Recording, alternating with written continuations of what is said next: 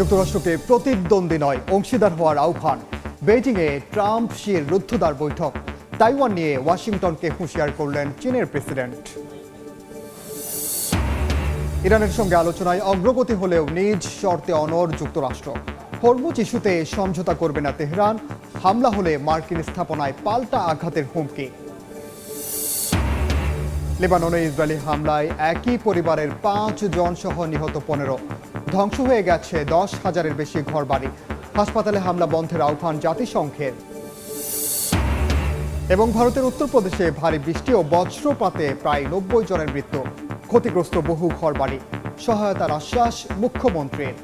যুক্তরাষ্ট্রকে প্রতিদ্বন্দ্বী নয় বরং অংশীদার হওয়ার আহ্বান জানালেন চীনা প্রেসিডেন্ট শি জিনপিং। মার্কিন প্রেসিডেন্টের সঙ্গে 2 ঘন্টা রুদ্ধদ্বার বৈঠকে এ কথা বলেন শি। এ সময় তাইওয়ান নিয়ে সতর্ক করে তিনি বলেন, তাইপে ইস্যু ঠিকমতো সামলানো না গেলে ওয়াশিংটন বেইজিং সংঘাতে জড়াতে পারে। অন্যদিকে শি জিনপিংকে অসাধারণ নেতা উল্লেখ করে চীন যুক্তরাষ্ট্র সুন্দর ভবিষ্যৎ গড়তে যাচ্ছে বলে আশাবাদ ব্যক্ত করেন ট্রাম্প। স্থানীয় সময় বৃহস্পতিবার বেইজিংয়ের গ্রেট হলে বৈঠকে বসেন চীনা প্রেসিডেন্ট ও মার্কিন প্রেসিডেন্ট ডোনাল্ড ট্রাম্প। প্রায় 2 ঘন্টা রুদ্ধদ্বার আলোচনা করেন দুই নেতা। বৈঠকের শুরুতেই বৈশ্বিক পরিস্থিতিকে নতুন এক সন্ধিক্ষণ হিসেবে উল্লেখ করেন শি জিনপিং। বলেন, যুক্তরাষ্ট্র ও চীনের উচিত প্রতিপক্ষ নয় বরং অংশীদার হিসেবে কাজ করা। বৈঠকে তাইওয়ান প্রশ্নেও নিজের অবস্থান স্পষ্ট করেন শি জিনপিং। চীন যুক্তরাষ্ট্র সম্পর্কে তাইওয়ান ইস্যু সবচেয়ে গুরুত্বপূর্ণ ও স্পর্শকাতর বিষয় বলে উল্লেখ করেন তিনি। এই ইস্যু সঠিকভাবে সামাল না দিতে পারলে দুই দেশের সম্পর্ক বিপজ্জনক সংঘাতের দিকে এগিয়ে যেতে পারে বলেও সতর্ক করেছেন শি।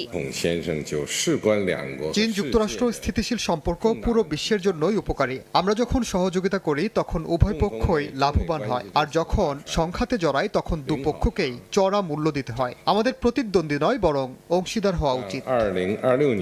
অন্যদিকে শি জিনপিংকে অসাধারণ নেতা আখ্যা দেন মার্কিন প্রেসিডেন্ট। ওয়াশিংটন বেইজিং সম্পর্ক আগের যে কোনো সময়ের চেয়ে আরো ভালো হবে বলে আশাবাদ ব্যক্ত করেন ট্রাম্প। বলেন, চীন যুক্তরাষ্ট্র একসঙ্গে চমৎকার ভবিষ্যৎ গড়তে যাচ্ছে।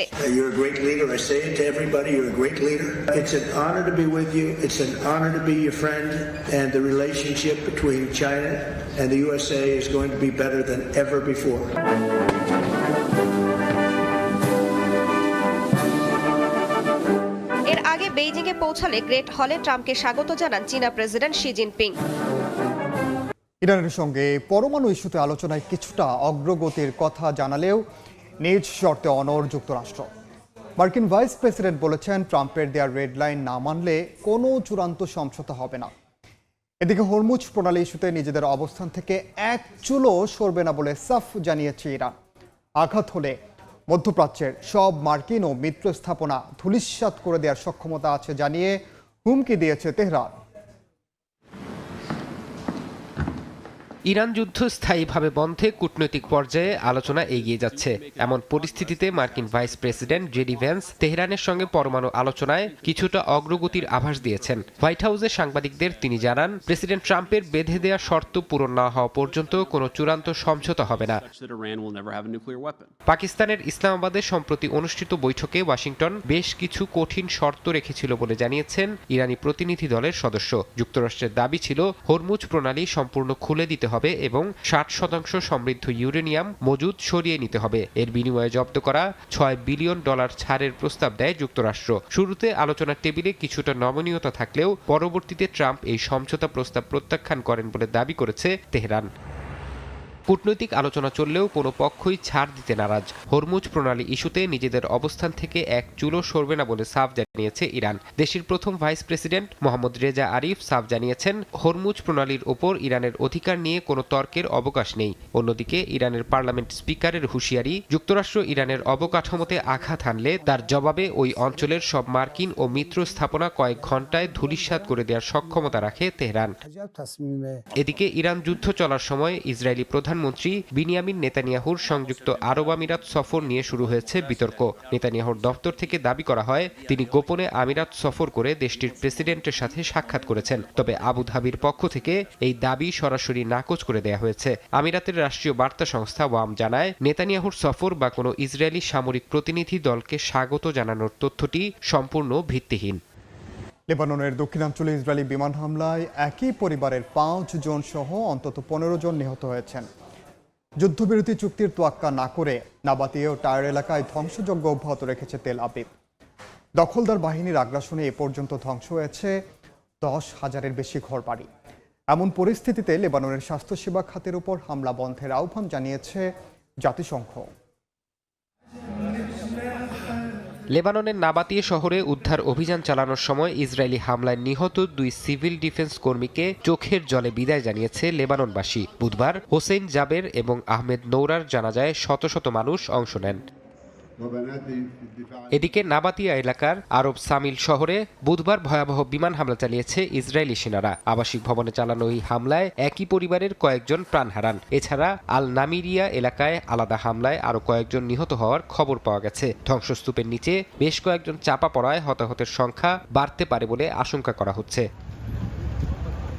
হামলা হয়েছে রাজধানী বৈরুতেও। শহরের দক্ষিণ উপকণ্ঠে একটি উপকূলীয় হাইওয়েতে ড্রোন হামলায় শিশুসহ কয়েকজন নিহত হয়েছেন। এছাড়া সিদন এবং টায়ার এলাকাতেও কয়েকটি হামলায় হতাহতের খবর পাওয়া গেছে। ইসরায়েলি আগ্রাসনে লেবাননের বেসামরিক অবকাঠামোর ব্যাপক ক্ষয়ক্ষতি হচ্ছে। গত 17 এপ্রিল যুদ্ধবিরতি ঘোষণার পর থেকে এ পর্যন্ত দেশটিতে 10,000-এরও বেশি ঘরবাড়ি ক্ষতিগ্রস্ত বা সম্পূর্ণ ধ্বংস হয়ে গেছে। ইসরায়েলি সেনারা সীমান্তের ভেতরে 10 কিলোমিটার এলাকা জুড়ে একটি ইয়েলো লাইন ঘোষণা করে সেখানে ব্যাপক ধ্বংসযজ্ঞ ও উচ্ছেদ অভিযান চালাচ্ছে বলে অভিযোগ উঠেছে। লেবাননে স্বাস্থ্যসেবা কেন্দ্র এবং চিকিৎসা কর্মীদের ওপর ক্রমাগত হামলার ঘটনায় গভীর উদ্বেগ প্রকাশ করেছে জাতিসংঘ। গত সোমবার এক হামলায় 2 চিকিৎসক নিহত হওয়ার পর সংস্থাটি অবিলম্বে এই সংঘাত বন্ধের আহ্বান জানায়। একই সঙ্গে যুদ্ধের প্রভাবে লেবাননে খাদ্য ও জ্বালানির দাম বৃদ্ধি পাওয়ায় মানবিক সংকট তীব্র হচ্ছে বলেও সতর্ক করেছে জাতিসংঘের মানবিক বিষয়ক সমন্বয় দপ্তর। চরম রাজনৈতিক সংকটের মুখে পড়েছেন ব্রিটিশ প্রধানমন্ত্রী কিয়ার স্টারমার। এবার তার স্বাস্থ্যমন্ত্রী ওয়েস স্ট্রেটিং পদত্যাগের প্রস্তুতি নিচ্ছেন বলে খবর প্রকাশ করেছে বিভিন্ন গণমাধ্যম। এদিকে পার্লামেন্টে নতুন অধিবেশনের শুরুতে রাজা তৃতীয় চার্লস স্টারমার সরকারের আগামী দিনের কর্মপরিকল্পনা তুলে ধরেছেন।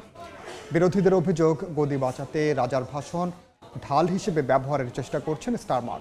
চলমান সংকট মোকাবেলায় প্রধানমন্ত্রীকে সমর্থন দিতে মাঠে নেমেছেন তার অনুগত মন্ত্রীরা। যুক্তরাজ্যের প্রধানমন্ত্রী কিয়ার স্টারমারের রাজনৈতিক ভবিষ্যৎ এখন সুতোয় ঝুলছে। স্থানীয় নির্বাচনে লেবার পার্টির ভরাডুবির পর দলের ভেতরে তার পদত্যাগের দাবি দিন দিন জোরালো হচ্ছে। এরই মধ্যে 4 মন্ত্রী পদত্যাগ করেছেন এবং প্রায় 90 জন পার্লামেন্ট সদস্য সরাসরি প্রধানমন্ত্রীর নেতৃত্বের বিরোধিতা করছেন। এবার তার স্বাস্থ্যমন্ত্রী ওয়েস স্ট্রিং পদত্যাগের প্রস্তুতি নিচ্ছেন বলে খবর প্রকাশ করেছে বিভিন্ন আন্তর্জাতিক গণমাধ্যম। বলা হচ্ছে, পদত্যাগ করে তিনি প্রধানমন্ত্রী পদ থেকে স্টারমারকে সরানোর প্রতিযোগিতায় নামতে পারেন। এমন উত্তপ্ত পরিস্থিতির মধ্যেই পার্লামেন্টে নতুন অধিবেশনের শুরুতে রাজা তৃতীয় চার্লস ভাষণ দেন। ব্রিটিশ প্রধানমন্ত্রী কিয়ার স্টারমার সরকারের আগামী দিনের কর্মপরিকল্পনা ও আমূল প্রশাসনিক সংস্কারের এক বিশাল রূপরেখা তুলে ধরেন তিনি। পরে পার্লামেন্টে এ বিষয়ে কথা বলেন স্টারমারও। তবে বিরোধী দল বলছে, নিজের গদি রক্ষায় স্টারমার এখন মরিয়া হয়ে রাজার ভাষণকে ঢাল হিসেবে ব্যবহারের চেষ্টা চালাচ্ছেন। এদিকে চলমান সংকট মোকাবিলায় প্রধানমন্ত্রীকে সমর্থন দিতে মাঠে নেমেছেন তার অনুগত মন্ত্রীরা। তবে পর্দার আড়ালে উপপ্রধানমন্ত্রী অ্যাঞ্জেলা রেনার সহ হেভিওয়েট নেতারা পরবর্তী পদক্ষেপ নিয়ে নিজেদের মধ্যে আলোচনা চালিয়ে যাচ্ছেন।